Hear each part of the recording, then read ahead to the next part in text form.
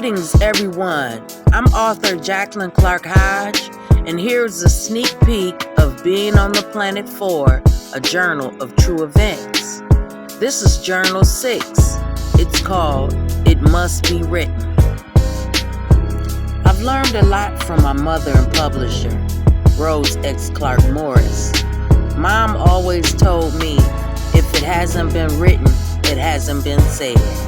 So I took heed and I became an author. I followed in her footsteps because I realized that writing gives a voice to the voiceless, and I wanted to be heard. But not only that, I'm doing what I love to do, and I'm doing what I am genetically capable of doing. Yes, writing is in my genes. My mother and her mother were both writers. My grandmother, Fannie Mae Clark, was an extremely great storyteller and poet, and although my great-great-great-grandmother was a slave, I'll bet she could have been good at doing that as well. So I acknowledge them because I know that my gifts were inherited from a long lineage of strong black women. Now that I am an author of 4 books, I look back on my life and I remember where I came from. I can remember being in school and not having any books to take home to read. Our schools in Flint, where the majority of people are black, didn't have books. Basically, we didn't get the funding to be successful. Thankfully, I had a mother that instilled reading and writing in me at a very young age, and Mom provided me with books to read. Nowadays, I feel a bitter feeling deep within me when I think about what's happened to education in black communities. In Flint, school after school has been abandoned. The leftover blight is ridiculous. There isn't many places for children to learn, but the condemned buildings still remain so that everyone can look upon them and see that education is no more. It's sad, but it's also a wake-up call that we are all responsible for educating our own children. I'm so proud of my mother for founding Clark Virtual Museum, LLC. It's an online museum that provides Black history and culture 24/7. It was made in honor of my mom's brother, Defense Captain Mark Clark of the Black Panther Party. It's also in honor of our strong family heritage.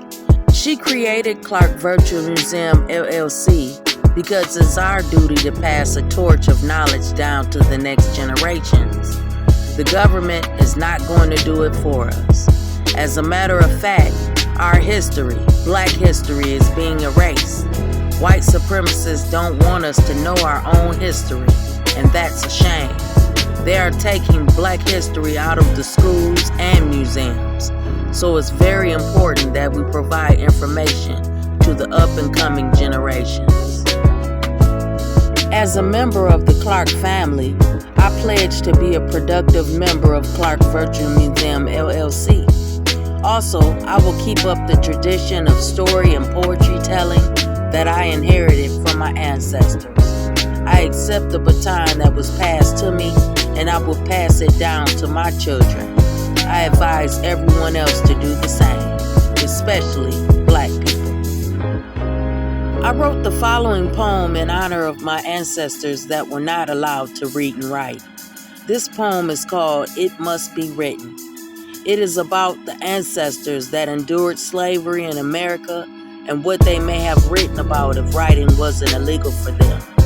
I imagine their stories would have been of biblical proportion. I also wrote the following poem to encourage readers to write their own stories. Do it for the ancestors and do it for the future generations to come. What if in the American slave age, black people could have written their version of a Bible? And in the Black Genesis, every page told us about our tribal lineage down a list, and how to not trust our rivals, and how to fight our nemesis. What if it taught on survival against the white supremacists? What if it told our own stories about the ancient ancestors, described how slavery was gory and how they survived under pressure? What if it gave God the glory and to Mother Africa it blessed her? Now that would be the book for me. To read it would be my pleasure. When you're on a level so high and you're mentally free, you see why our ancestors were denied when they wanted to write and read. The white man's tactics are sly. He's a diabolical breed. Our truth they despise because it's biblical indeed. The press say stop it, like only one book is holy. White man flipped it and flopped it so he could be solely in control, and to top it, the white man pimped us like Goldie. But there sure is still profits, and I say these facts boldly. Now I raise my black fist because I'm never forgetting that our stories can't be dissed. It's the piece of the puzzle fitting. So get some flick in your wrist and write something. Quit sitting. Your book should exist. It must be written. Thank you for your time, and check my book out. It's got some really interesting things going on in here. I'm Jaclyn Hodge. Peace.